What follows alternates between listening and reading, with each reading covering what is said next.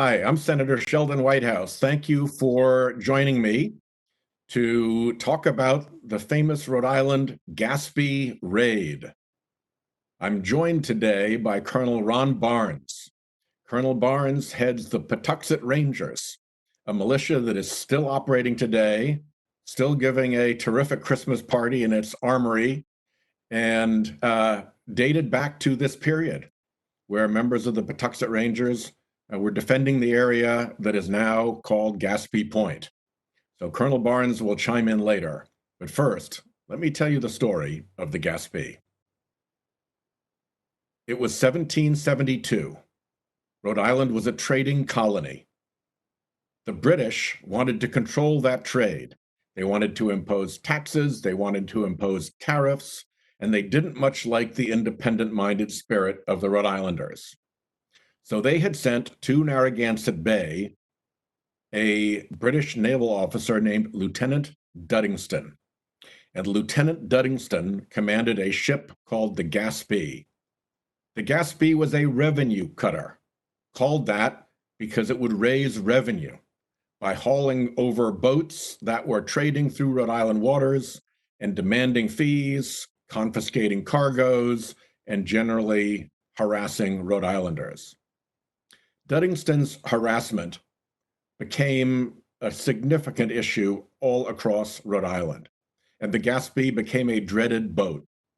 Well, one day in June of 1772, 248 years ago, a ship called the Hannah, a little trading vessel captained by a Benjamin Lindsay, was headed up to Providence, and it passed near the Gaspee.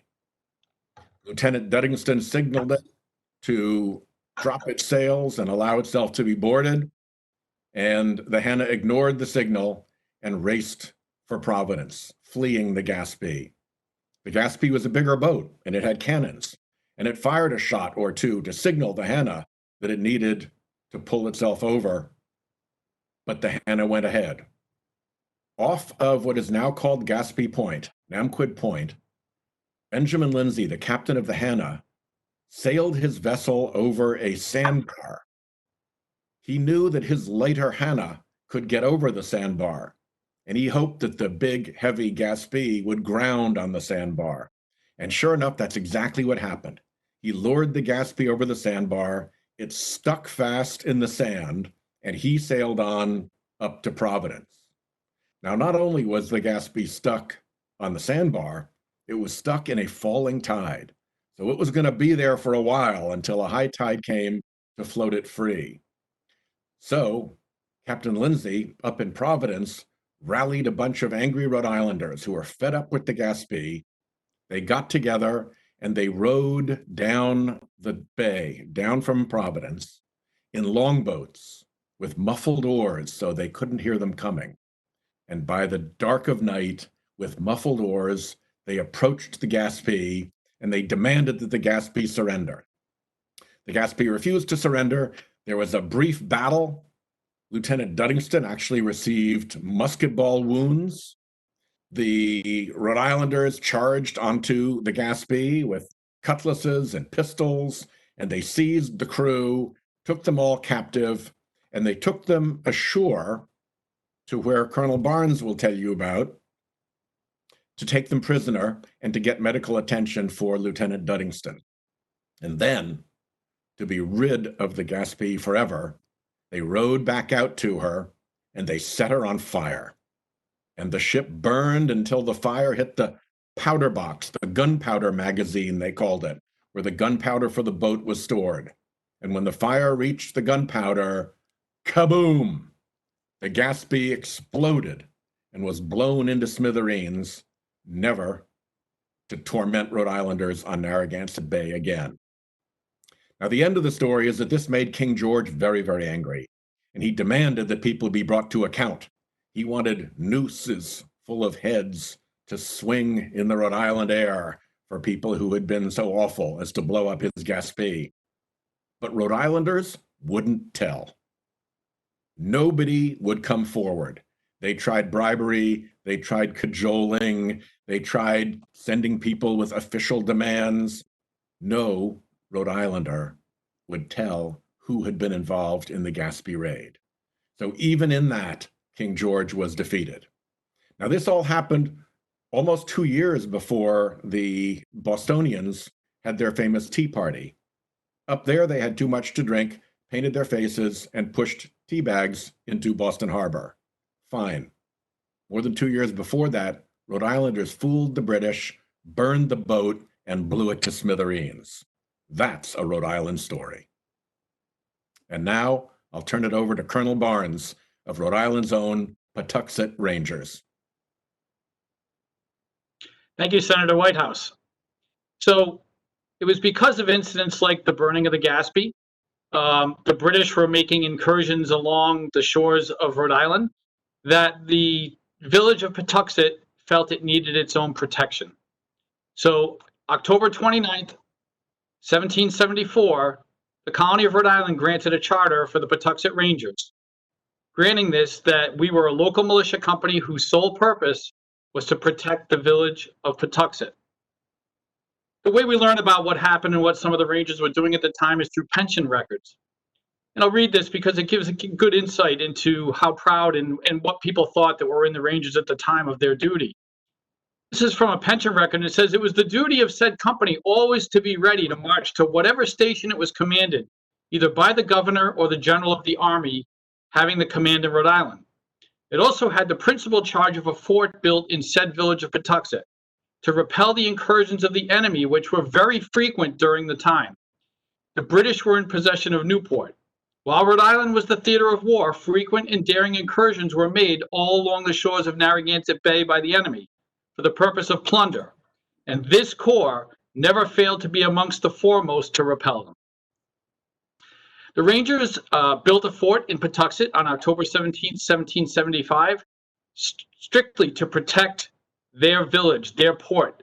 Patuxent at the time was a shipping port, and it was thought that it would be a prime target for the British as they made their way up the bay. The fort had a guardhouse that was 12 feet by 8 feet, and it had a battery of two 18-pound cannons capable of firing a cannonball all the way across the shore to reach East Providence. Now, music was an important part of the Revolution and to the Patuxent Rangers. We actually have records that there were two musicians on duty in the fort at the time, Thomas Williams, a drummer, and Pardon Field, a fifer. The music was used not only to help boost morale for certain songs, but music was also used during the war to help relay commands, provide a beat for marching, and again, to keep morale high. Those main components are a fife and drum, of which we still use today in our current Patuxent Rangers. Now, we were an independent militia company, which meant we didn't really report. We weren't part of George Washington's army. We were independent.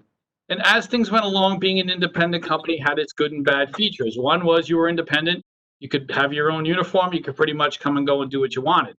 However, later on, there was a gentleman who was summoned to the fort to fire a cannon salute for the president that was coming up the bay in a steamboat in 1817.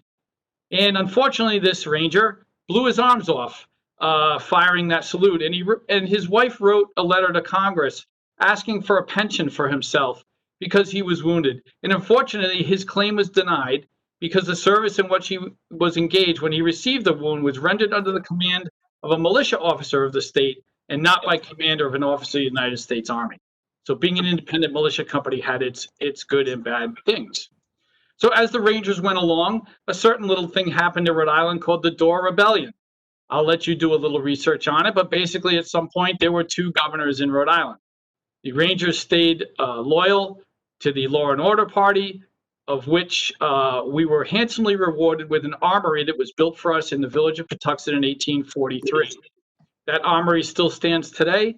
It recently celebrated the 175th anniversary of that armory.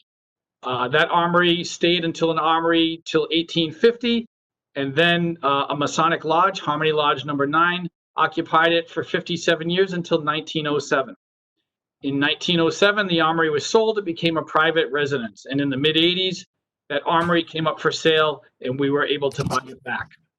So today, the Rangers were reorganized in 1974 to be a marching unit for the Gaspee Days Parade. The Gaspee Days organization started in 1965, hosted a parade for a number of years where they invited fife and drum corps from a number of places. Well, one day they thought, well, why shouldn't we have our own? So in 1972, the Patuxent Rangers Fife and Drum Corps was organized and hit the street for the Gaspee Days Parade. 2 years later, the militia was reorganized, the charter reactivated, and the Patuxent Rangers Militia and Fife and Drum Corps was fully on the street for 1975. So today, what do the Rangers do? Well, our mission is to perpetuate history. We do educational school visits. We do battles, encampments, ceremonies, but our main goal is to perpetuate the history of Patuxent, Warwick, Cranston, Rhode Island, and the United States.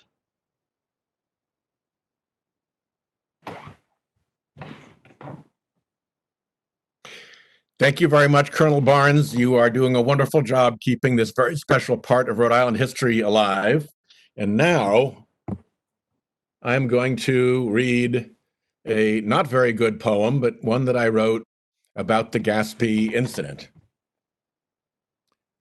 Listen, my colleagues. I wrote it to read in the Senate. So listen, my Senate colleagues.